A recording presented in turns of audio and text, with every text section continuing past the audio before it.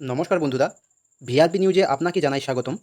ভিআরপিদের বেতন বৃদ্ধি নিয়ে অনেক দাবি রয়েছে, কিন্তু এবার যেটা জানা যাচ্ছে আপনাদের কাজ কিন্তু বেড়ে যাচ্ছে, সেই সাথে বেতনও কি বাড়বে?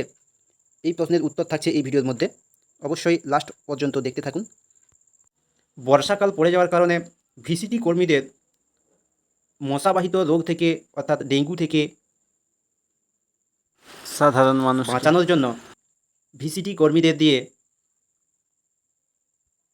ঔষধ স্প্রে চলছে। এই বর্ষাকালে ঔষধ স্প্রে কিন্তু আপনাদের বেশি প্রতিদিন মানে কন্টিনিউ কিন্তু করতে হয়। এর জন্য এক্সট্রা কোনো বেতন চোপড়ার রাজ্য সরকার হাকিমুল ইসলামের দেয় না। বক্তব্য এই ভিডিওর মধ্যে থাকছে, অবশ্যই এবার গুরুত্বপূর্ণ এই আবারও বক্তব্য সেই শুনতে সাথে থাকুন, শেষ পর্যন্ত দেখুন। দিয়ে চোপড়ার যে হাকিমুল কার্যক্রম ইসলামের এগিয়ে বক্তব্য নিতে এই চলেছে ভিডিওর সরকার, মধ্যে থাকছে, অবশ্যই সেটা গুরুত্বপূর্ণ এই বক্তব্য মিশন শুনতে দিয়ে থাকুন, শেষ অলরেডি পর্যন্ত চালু দেখুন। হয়েছে। চোপড়ার বাংলা হাকিমুল মিশনের যে ইসলামের 5 বক্তব্য কোটি এই টাকার ভিডিওর মধ্যে থাকছে, অবশ্যই গুরুত্বপূর্ণ এই বক্তব্য সার্ভে শুনতে থাকুন, শেষ করানো পর্যন্ত হচ্ছে। দেখুন। এছাড়াও বাংলার আবাস যোজনার যে ঘরের টাকা লোককে দেওয়া হবে, তার সার্ভে ভিআরপি কর্মীদের দিয়েই করানো হচ্ছে। কোথাও কোথাও 6 মাসের বেতন বাকি রয়ে গিয়েছে। 6 মাস সাম্মানিক না পাওয়ায় চোপড়া তাদের অভিযোগ, টাকা না পেলেও কাজ কিন্তু থেমে নেই, নিয়ম মেনেই ডিউটি চালিয়ে যাচ্ছেন। আগে 2-3 মাস পর টাকা মিলত, এবার সেটা 6 মাস হয়ে যাওয়ায় সংসার চালাতে হিমশিম অবস্থা ভিআরপিদের। ব্লকে প্রায় 63 জন ভিআরপি বা গ্রামীণ সম্পদ কর্মীকে সারা বছর পতঙ্গবাহিত রোগ নিয়ে এলাকায় কাজ করতে হয়।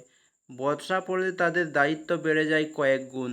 এই চুক্তিভিত্তিক কর্মীরা দৈনিক 175 টাকা পারিশ্রমিক পান।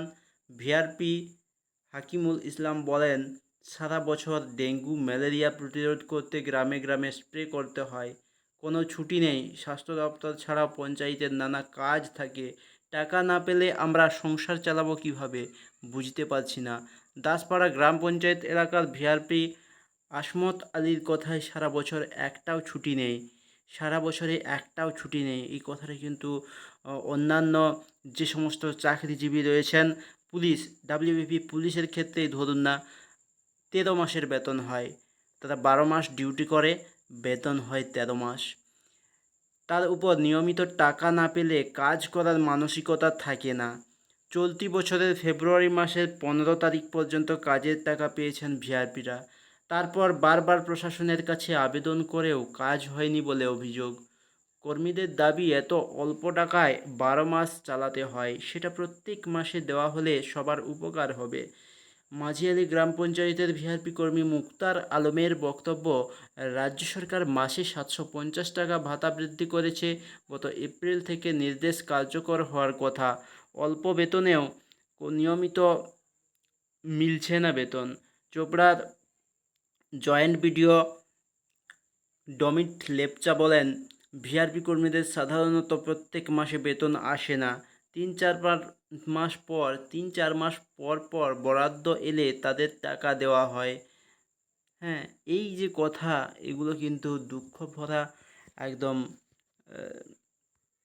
ধরুন আপনি কাজ করছেন, মানে যে কোনো সাধারণ মানুষই কাজ করে, যারা কাজ করার শেষে যদি টাকা তাকে না দেওয়া হয়, তাহলে তার কেমন রাগ লাগবে বলুন। দেরি করলে ধরুন কেউ একটা জিনিস কোনো দোকান থেকে অনেক দিন ধার নিয়ে টাকাটা ফেরত দেয় না, বহুত দিন দেরি করে, তখন কেমন মনে হয় দোকানদারের? তো এরকম ক্ষেত্রেই ধার করে অনেকেই সংসার চালাচ্ছে, টাকা নেই, চাকরি করে, তাকে তো ধারও দোকানে দিয়ে দিচ্ছে। হ্যাঁ, মুদি দোকানে অনেক ধার পড়ে রয়েছে, সেই টাকা মুদি দোকানে নিজের সংসারেই ঢুকে যাচ্ছে। এমন পরিবার চলবে কীভাবে কে জানে। তো এই ক্ষেত্রে আরেকটা বলে রাখি যে রোজভ্যালির টাকা কিন্তু ফেরত দেওয়া চলছে। কিভাবে পাবেন, কোথায় আবেদন করতে হবে, সমস্ত কিছু দেখানো হয়েছে এর আগের একটি ভিডিওতে। তো আপনাদের সেই ভিডিও দেখার অনুরোধ রাখছি। যারা রোজভ্যালিতে টাকা রেখেছেন তারা এবার ফেরত পেতে চলেছেন, দেওয়া শুরু হয়ে গিয়েছে। আপনারা যারা আবেদন এখনও করেননি, করে নিন। ভিডিওটি অবশ্যই শেয়ার করে সবাইকে জানিয়ে দিন। ধন্যবাদ।